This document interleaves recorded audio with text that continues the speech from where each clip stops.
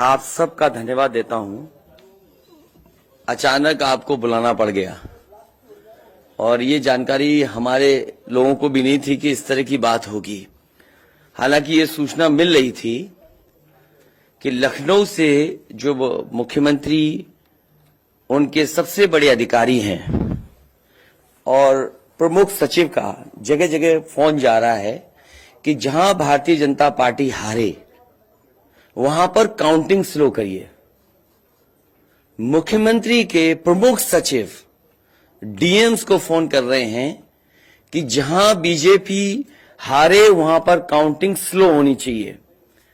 और यही नहीं, अगर हम पिछला चुनाव देखें तो जो भारतीय जनता पार्टी की हार हुई है 47 सीटें ऐसी हैं जो 5000 के अंदर कम वोट में हुई हैं।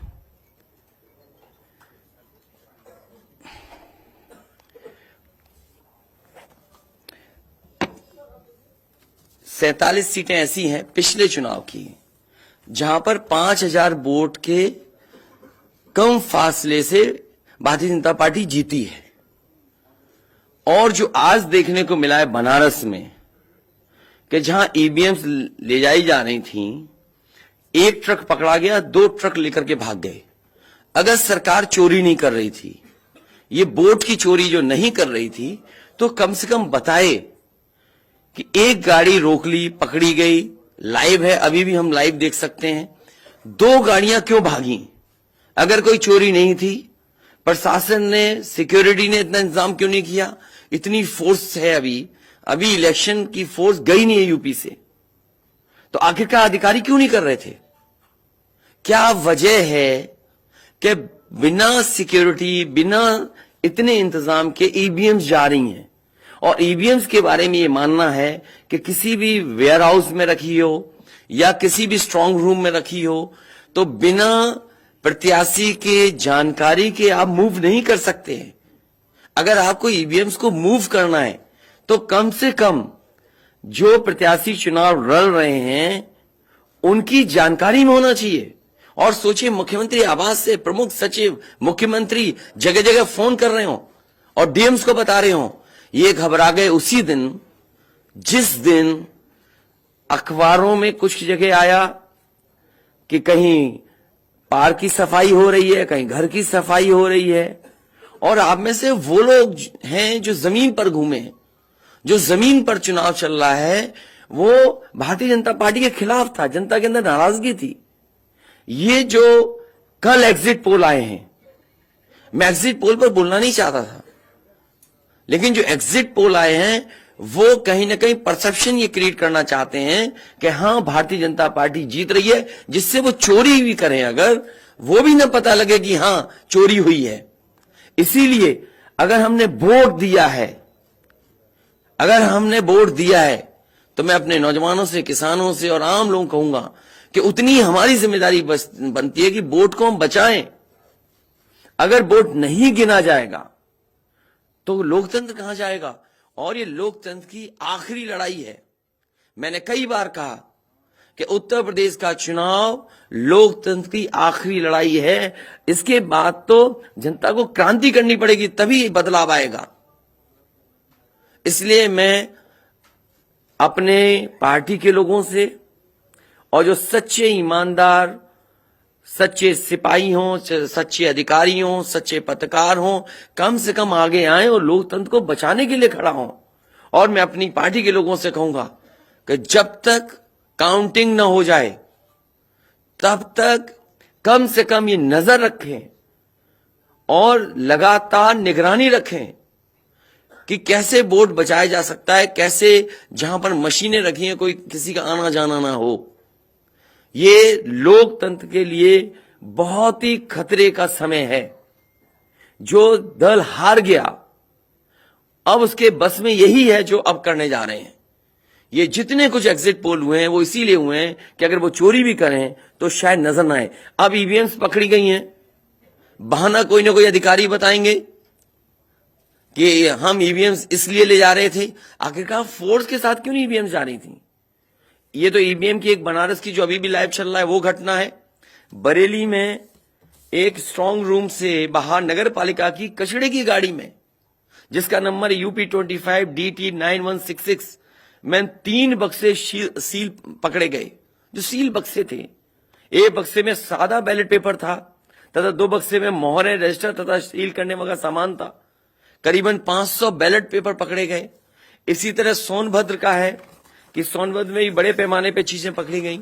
वो भी लोग समझ में आ गया तो उन्होंने देखा, एसडीएम को रोका। एसडीएम घोरावल जनपद सोनभद्र में खाली मत पर अपनी गाड़ी से पॉलिटेक्निक कॉलेज ले जाते हुए पकड़े गए। क्या सफाई देगी सरकार? इसीलिए मैंने कहा प्रमुख सचिव मुख्यमंत्री आप जानकारी कर लें। अगर आपके डीएम्स कोई जानकार हैं, उन्होंने खुद बताया है कि वहां से लखनऊ से फोन आ रहे हैं कि जहां पर भारतीय जनता पार्टी हार रही हो वहां पर काउंटिंग स्लो हो और रात तक काउंटिंग लेकर के जाइए।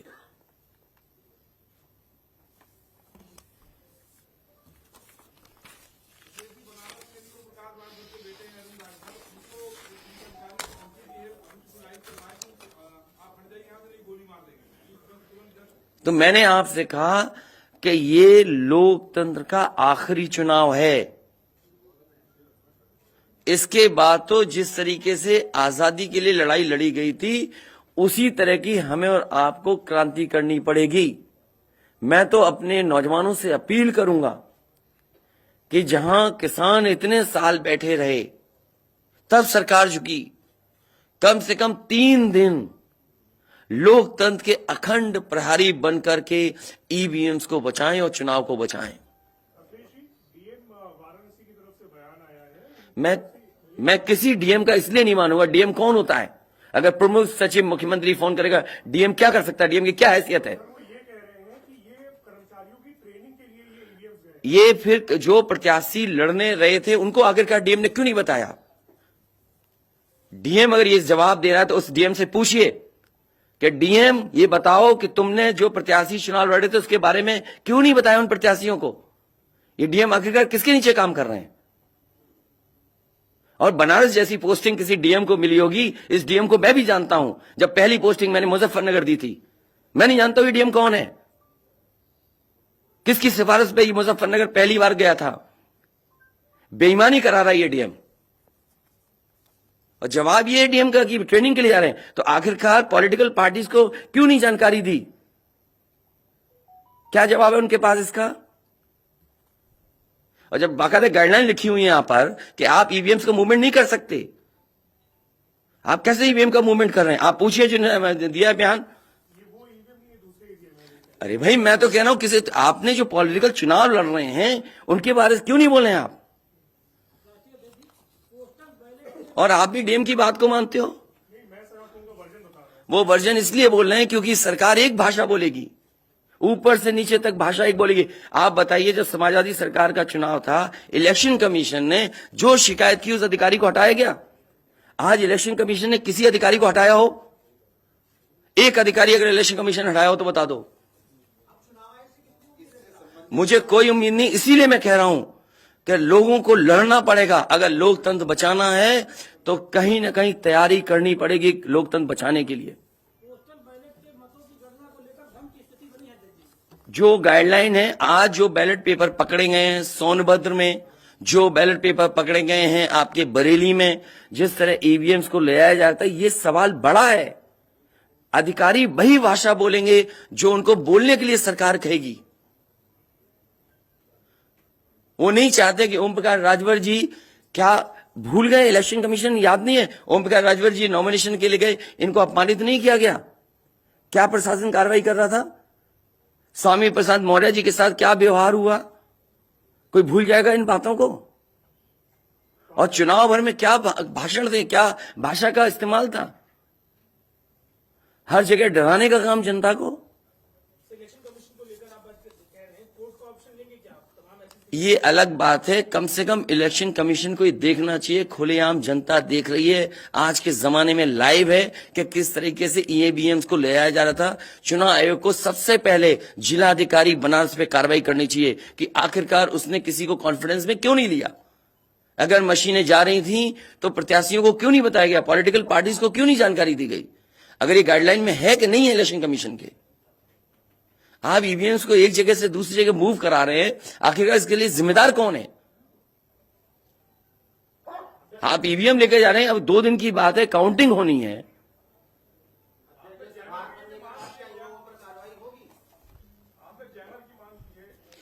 जैमर इसलिए कि कई लोग आशंका इस बात की व्यक्त कर रहे हैं कि हो सकता है कि टेक्नोलॉजी ऐसी हो जहां पर मैनिपुलेशन किया जा सके, इसलिए कहीं ना कहीं देखा जाना चाहिए इस बिंदु को भी। भारतीय जनता पार्टी के नेता लगातार कह रहे हैं कि ओम प्रकाश राजभर हो, स्वामी प्रसाद मौर्य हो, संजय चौहान हो, या जो ये कहें कि आपके साथ जो लोग आपके चुनाव में आपके साथ आए, आपके साथ चुनाव लड़े, उनको चुनाव नहीं जीतने देंगे, उनको चुनाव किसी भी कीमत पर हम हराएंगे। तो यही तो तरीका, जो लड़ रहे हैं उनके बेटे ही तो लड़ रहे हैं चुनाव, जहां की ईवीएम पकड़ी गई हैं। और भविष्यवाणी एग्जिट पोल में कैसे आ सकती है? पॉलिटिकल लीडर्स जो बातें कहें, सत्ता के लोग बैठे हुए, वो एग्जिट पोल में कैसे दिखाई दे रहा है? प्रशासन और सरकार की जो चोरी है, इसमें एग्जिट पोल के टेलीविजन चैनल शामिल है।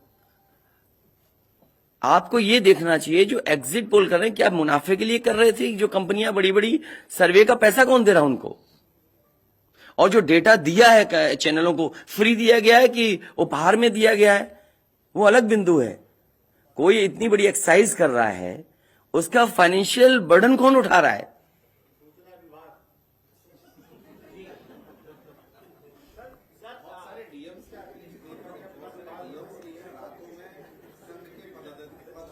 ये तो बातें, ये सच कह रहे हैं आप। जो बात, ये जो सवाल के रूप में जानकारी दे रहे हैं, ये सच्चाई है।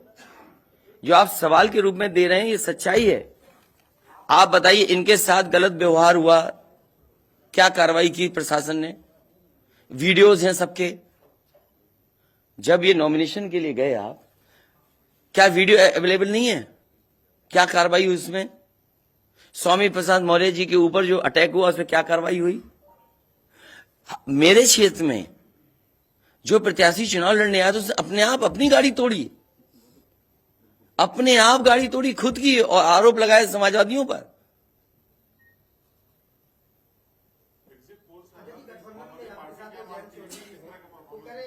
क्या करेंगे जब वोट को लेंगे? आगे वो कह रहे हैं शांतिपूर्ण मतगणना के लिए उन्होंने अपील की है। नहीं, शांतिपूर्ण मतगणना के लिए तो हम भी अपील कर रहे हैं, लेकिन सावधान रहें। अगर वोट दिया है तो वोट को बचाए भी तो सही। अगर ईवीएम्स खुली सड़क पे इस तरह जाएंगी, आप क्या उम्मीद करोगे? आपके बैलेट पेपर पकड़े जा रहे हैं। आपके लखनऊ में ही एक गाड़ी पकड़ी गई थी, उसके अंदर क्या क्या था? वो कहते वो तो हर गाड़ी में टूल बॉक्स होता है। तो टूल बॉक्स में इतना बड़ा हथौड़ा थोड़ी होता है कि आप ताला तोड़ दो। वोट बचाने के लिए कहीं ना कहीं हमें एक अखंड प्रहरी की तरह काम करना पड़ेगा। और अगर हमारे किसान इतने दिनों बैठ सकते हैं, अब तो 3 दिन की बात है, 3 दिन तो बैठना ही पड़ेगा, नहीं तो ये प्रशासन के लोग बैठ करके चोरी करा देंगे। और मामूली चोरी है वोट की, ये लोकतंत्र के साथ है। लोगों को ये भूलना नहीं चाहिए आपके पड़ोसी देशों में क्या हो रहा है। इसलिए मैं ये भी गाइडलाइन पढ़ना चाहता हूं कि जो ईवीएम की मूवमेंट के लिए जो मुझे जानकारी मिली है, वो मैं आपसे पढ़ना चाहता हूं कि all polled EVMs and all reserve EVMs after the poll shall be under cover of arm police at all times. Reserve EVMs should also be returned at the same time when the polled EVMs are returned at the receipt center. Reserve EVMs shall not be kept in the strong room meant for polled EVMs. They shall be kept in another strong room meant for keeping reserve EVMs. It must be ensured that all reserve EVMs are also deposited in the strong room meant for reserve EVMs at the same time when the polled EVMs are deposited in the strong room meant for the polled EVMs. तो EVMs के लिए बिल्कुल clear कहा गया है कि कैसे क्या होना है। और भाई जांच भी कौन करेगा? अगर डीएम ही जांच करेगा तो क्या उम्मीद करोगे आप उसके लिए?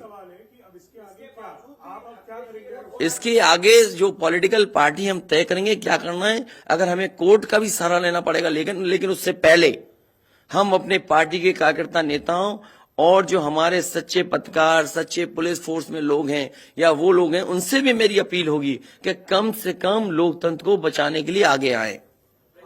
कोर्ट से पहले मैं आप लोगों के माध्यम से अपील करना चाहता हूं, ऐसे तमाम लोग जो लोकतंत्र को बचाना चाहते हैं वो कम से कम आगे आए।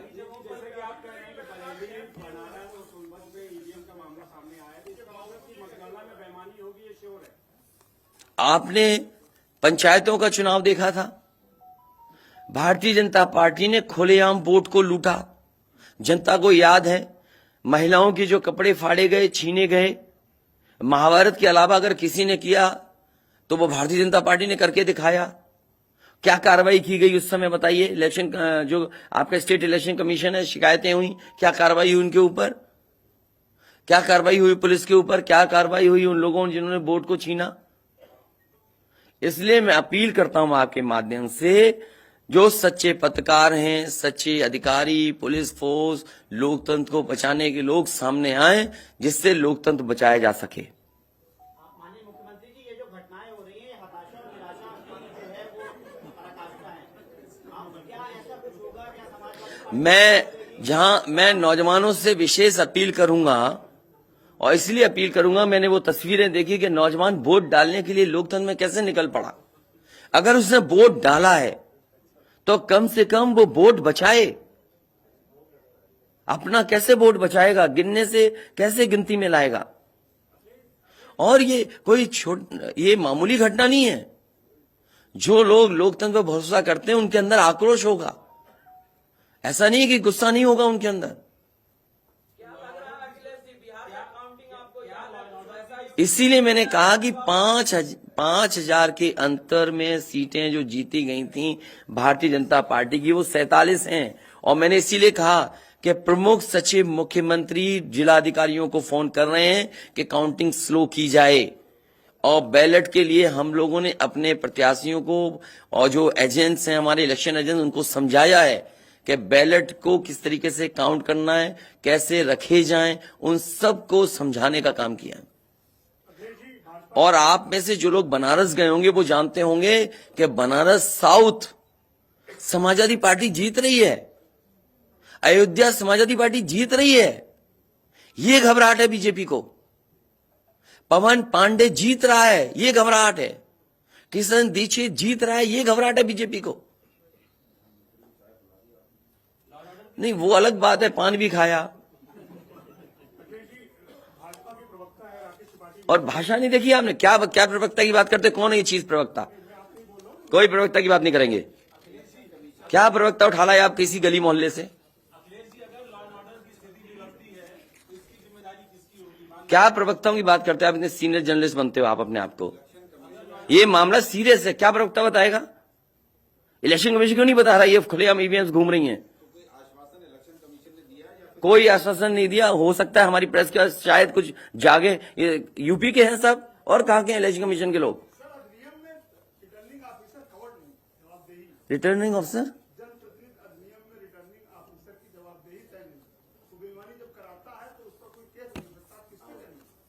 अब ये तो हमें भी जानना पड़ेगा कि क्या करें। इसीलिए मैंने कहा कि हम तैयारी से रहिए। ऐसे तो किसी पे कार्रवाई नहीं कर सकते। हाँ, जिम्मेदारी तो अच्छा इलेक्शन कमीशन की जिम्मेदारी है कि निष्पक्ष चुनाव। इतना बड़ा कमीशन, हम क्यों कह रहे हैं कि इलेक्शन कमीशन की जिम्मेदारी है? क्यों उसको इंडिपेंडेंट बनाई गई ये बॉडी? ये सब जो आपके माध्यम से हो रहा है वो सब लाइव है। जो ये चीजें हो रही है सब लाइव है, सब शिकायतें की जाएंगी, सब देंगे। अभी तो अभी कहो तो अभी लाइव दिखा दें। जब आपको बुलाया है, मैंने तकलीफ दी आपको, इसके बाद हम लोग अपना लिखेंगे।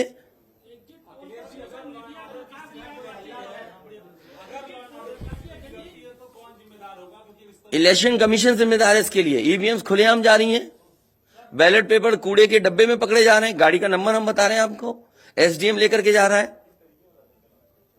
और मैं तो कहूंगा कि चुनाव हमारे जितने भी समाजवादी लोग हैं कानून व्यवस्था को मानते हुए शांतिपूर्ण रहें, लेकिन जिम्मेदारी सरकार की भी तो है। ये जिम्मेदारी इलेक्शन कमीशन की नहीं है, सरकार की नहीं है।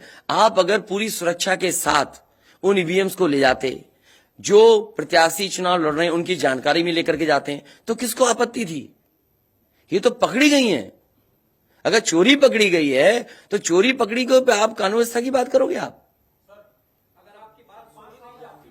तो नहीं सुनी जाएगी। तो समाजवादी पार्टी हर रास्ते को अपनाएगी जहां पर लोकतंत्र को बचाया जा सके। वो जरूरी है। जहां जहां चुनाव हुए हैं, बंगाल में, तमिलनाडु में या किसी भी प्रदेश में, प्रत्याशी और उनके लोगों ने जगह जगह बैठ करके दिन रात पहरा दिया है। अखिलेश जी, निष्पक्ष तरीके से अगर चुनाव होता है तो समाजवादी पार्टी कितनी सीटें आने की उम्मीद है? मैं अभी भी कह रहा हूं, टारगेट हमारा फिक्स था, हमारा गठबंधन 300 के करीब पहुंच जाएगा। 5 साल से आपकी सरकार रही है, 75 जिले हैं सर, उसमें ऐसा कोई आईएएस अधिकारी या कोई अधिकारी हो सर जो यहाँ से शासन से फोन किए जा रहे थे सर, जैसा आप सब कह रहे हैं? मुझे तो अधिकारी नहीं बताया ना। कोई अधिकारी का सर नाम लीजिए सर, ऐसे मतलब जो लोग नहीं, मैंने नाम लिया प्रमुख सचिव मुख्यमंत्री का, जिससे मुझे जानकारी मिली। उसका नाम कोई नहीं बता सकता। हाँ, मुझे इलेक्शन कमीशन अगर कहेगा तो मैं नाम बताऊंगा। अरे हम सरकार चलाएंगे, हमें हमारे इतने भी अधिकारी नहीं होंगे। क्यों नाम बताएं चाहने वालों का? अरे तुम में चाहने वाले बैठे हैं, किसी का नाम ले लूंगा मैं? तुम्हारे ही लोग अलग से मुझे मैसेज करते हैं, नाम ले दूं? अब तुम नहीं, वो हमारे दुश्मन हो तो हम क्या करें तुम्हारा?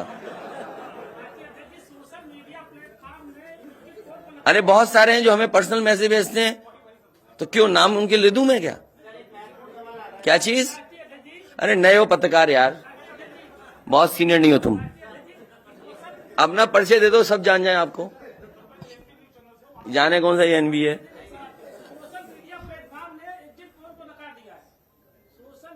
इसीलिए मैं कह रहा हूं आपसे कि एग्जिट पोल है कि जो चोरी करी जाए उसको ढका जा सके।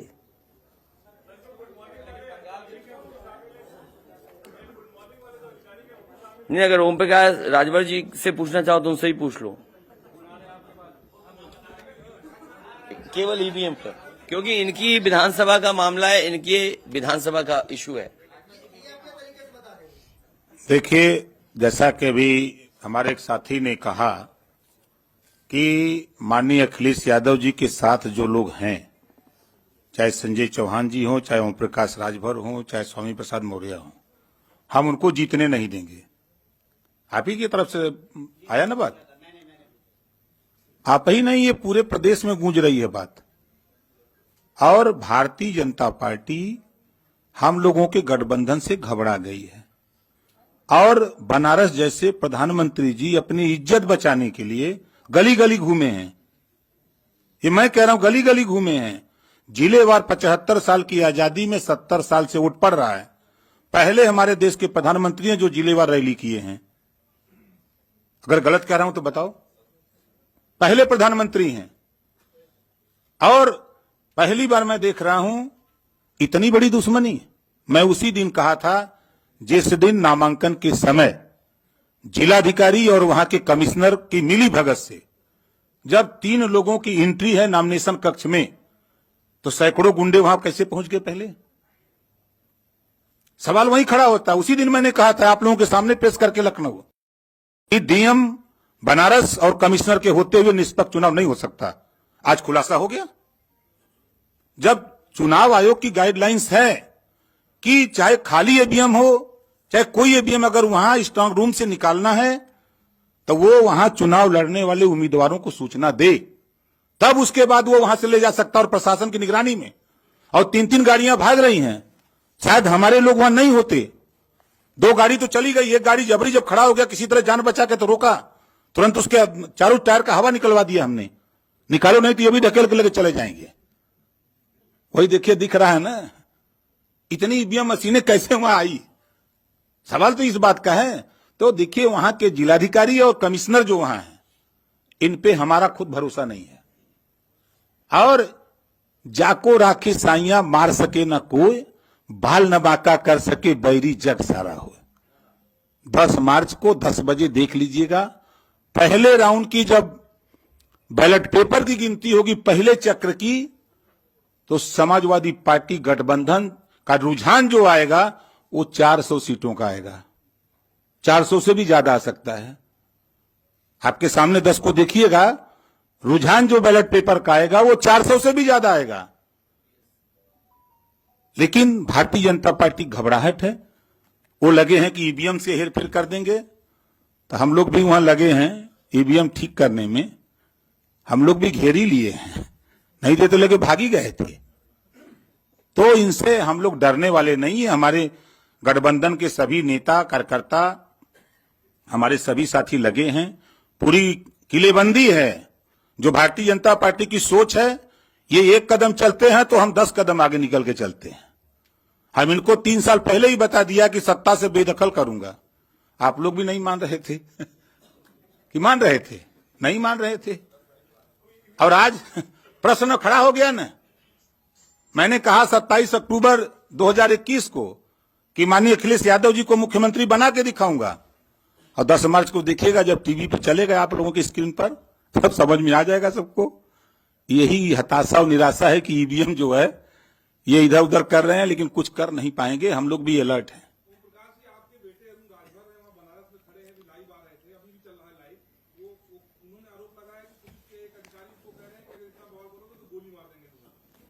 देखिए, धमकाइयां चमकाइयां न पाइयां तो भाग जाइयां ठीक है।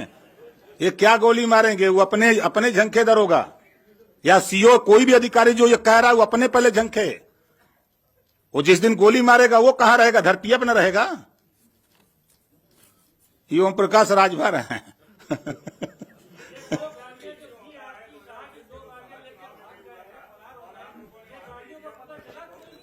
भैया मेरे, हम लोग तो एक घेर के रखे, दो तो वो भी किसी तरह, वो हमारा आदमी आगे खड़ा वो मार देता, धक्का मर जाता, लेकिन वो भी ढीठ था। अब जाति का ठाकुर था, यो बात है। हेमंत सिंह नाम है। अब वो लौट गया, वही कहे चढ़ा दो गाड़ी। और जो गाड़ी रुकी तब तक उसके साथ 4 लोग थे, तो पहले साइकिल से गाड़ी का हुआ निकाले कि कहीं ठेल के आगे न बढ़ा दें, तब जाकर के ईवीएम का खुलासा हुआ है। साफ पूरी होगी, आप देखिएगा ना। आप लोग चिंता मत करिए, चिंतन करिए। अरे यार तुमने आप जब कह दिया, इससे ज्यादा कह सकते हैं? तुम भी ऐसी बातें कर रहे हो भाई। जब कह दिया ये बातें, हाँ?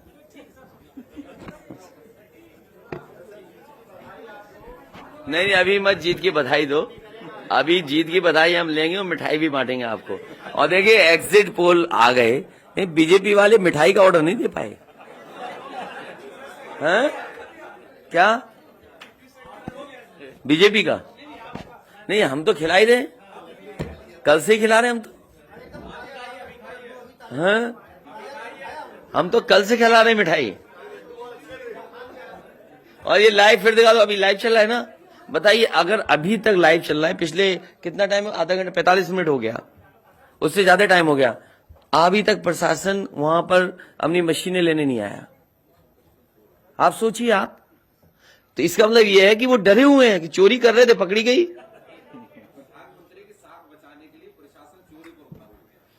आप देखिए ना, अगर मान लीजिए हम और आप यहां बैठ करके देख रहे हैं, अगर वो चीज लाइव हो रही है तो दुनिया में देखी जा रही होगी। उनको परवाही नहीं है कि मशीन कौन ले जा रहा है, ले जाने दो। अभी लाइव हो रहा, सोचिए कितनी इतना समय इसमें प्रशासन जाता, बातचीत करता, नहीं ले जाए ईवीएम्स।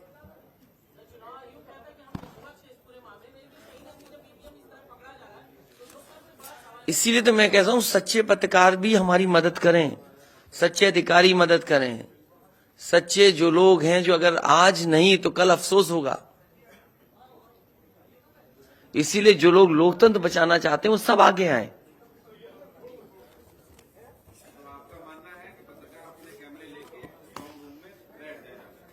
न पत्रकार बैठे, लेकिन कम से कम आवाज तो उठे। चलिए, बहुत धन्यवाद आप सब लोगों का, बहुत धन्यवाद।